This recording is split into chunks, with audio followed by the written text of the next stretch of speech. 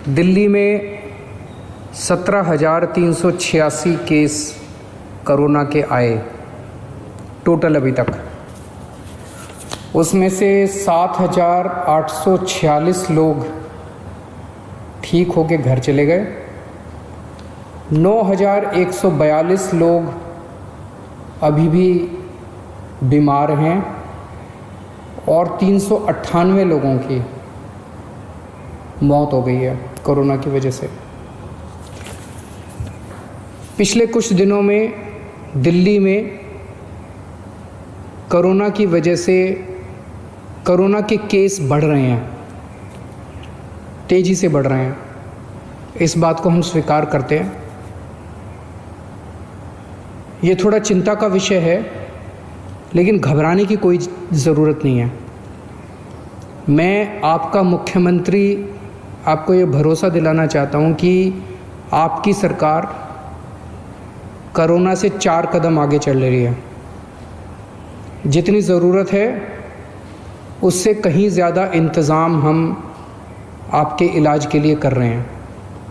जैसा मैं हमेशा कहता आया हूँ कि हम परमानेंटली ज़िंदगी में लॉकडाउन नहीं कर सकते, सब कुछ बंद करके नहीं रहा जा सकता। आज कोई ये नहीं कह सकता कि 1 महीना लॉकडाउन और कर लो तो कोरोना ठीक हो जाएगा, या 2 महीना लॉकडाउन और कर लो तो कोरोना ठीक हो जाएगा। कोरोना रहेगा, और अगर कोरोना रहेगा तो कोरोना का इलाज करने का इंतज़ाम करना पड़ेगा। हमारी पूरी सरकार इस टाइम कोरोना के मरीजों का इलाज करने की तरफ ध्यान दे रही है। दिल्ली का मुख्यमंत्री होने के नाते 2 चीज़ों पे ही मेरे लिए चिंता होगी। अगर दिल्ली के अंदर कोरोना की वजह से मौत का आंकड़ा बहुत बढ़ने लगा, मेरे लिए चिंता होगी। मेरा पूरी कोशिश है कि कोरोना के मरीज अगर बढ़ भी रहे हैं तो वो ठीक हों और घर चले जाएं, ठीक हों और घर चले जाएं। तो मौत नहीं होनी चाहिए कोरोना की वजह से, इसको कम से कम रखने की हम पूरी कोशिश कर रहे हैं। और दूसरी चीज़, कोरोना की वजह से मान लीजिए 10,000 पेशेंट हो गए और हमारे पास 8,000 बेड हैं, तो मेरे लिए चिंता का विषय है। जब लोग इधर उधर के धक्के खाएंगे बेड के लिए, मेडिकल के लिए, इंतज़ाम के लिए, ऑक्सीजन के लिए, वेंटिलेटर के लिए अगर लोगों को धक्के खाने पड़ेंगे, तब मेरे लिए चिंता का विषय है। और अगर बेड कम पड़ गए, ऑक्सीजन कम पड़ गई, वेंटिलेटर कम पड़ गए, पीपी किट कम पड़ गए, तो उसकी वजह से मौत भी ज़्यादा हो जाएंगी, क्योंकि उनको इंतज़ाम नहीं मिलेगा। तो इस तरफ हमने पिछले 1 हफ्ते में हमने बेड्स का खूब इंतज़ाम कर लिया है। आज दिल्ली में 17,386 अभी तक टोटल केस हुए। इनमें से केवल 2100 पेशेंट अस्पतालों में हैं, बाकी सब घरों के अंदर हैं। जो भी एक्टिव पेशेंट्स हैं घरों में हैं, घरों में इंतजाम कर रहे हैं, घरों में इलाज करा रहे हैं। 2100 पेशेंट अभी अस्पतालों में हैं। और हमारे पास पिछले 1 हफ्ते में हमने इस पर काफ़ी काम किया है। आज की डेट में 6600 बेड कोरोना के, केवल कोरोना के लिए 6600 बेड का इंतज़ाम कर लिया है।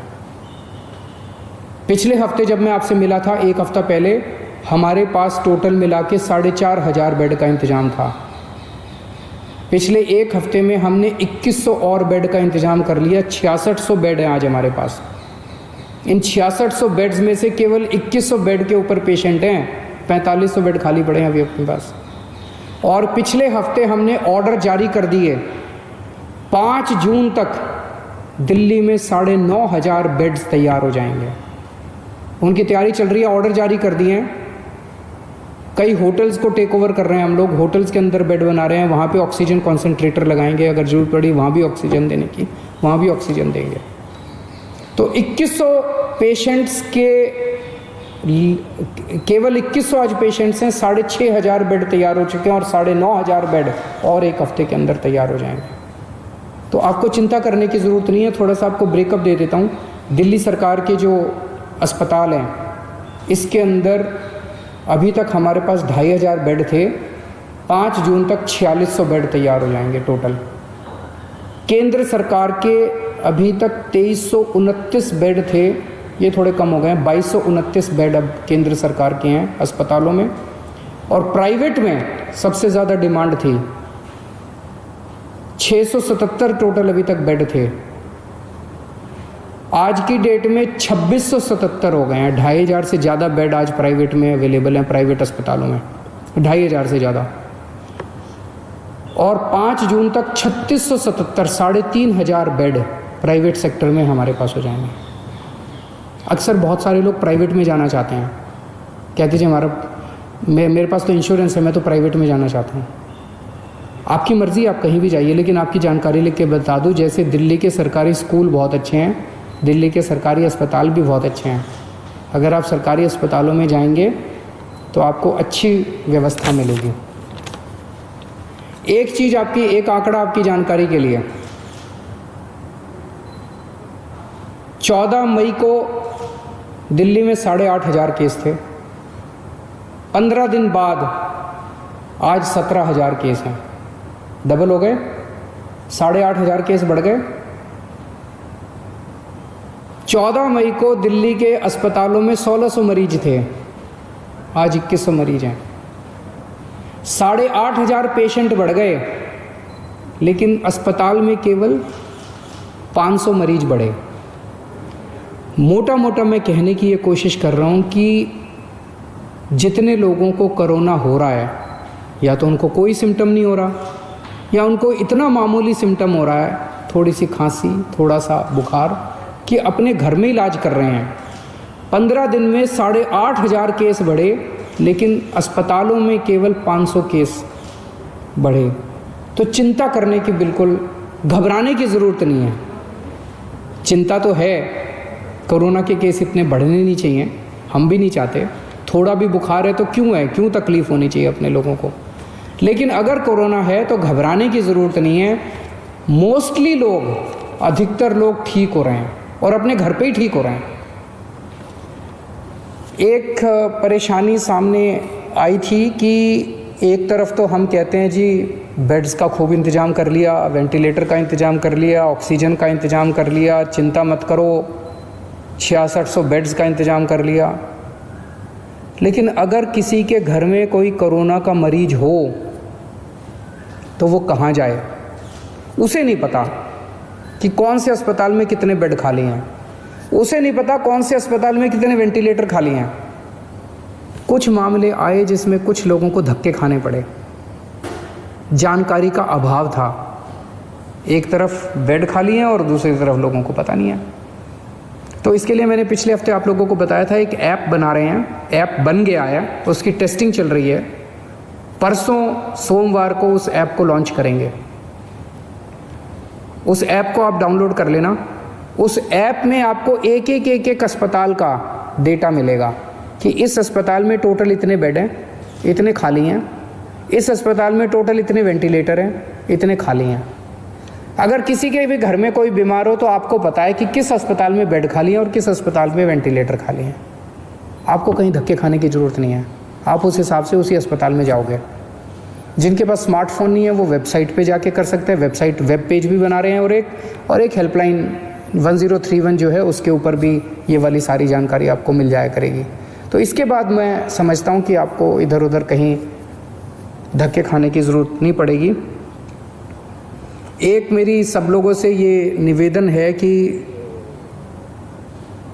गंदी राजनीति के चलते कुछ लोग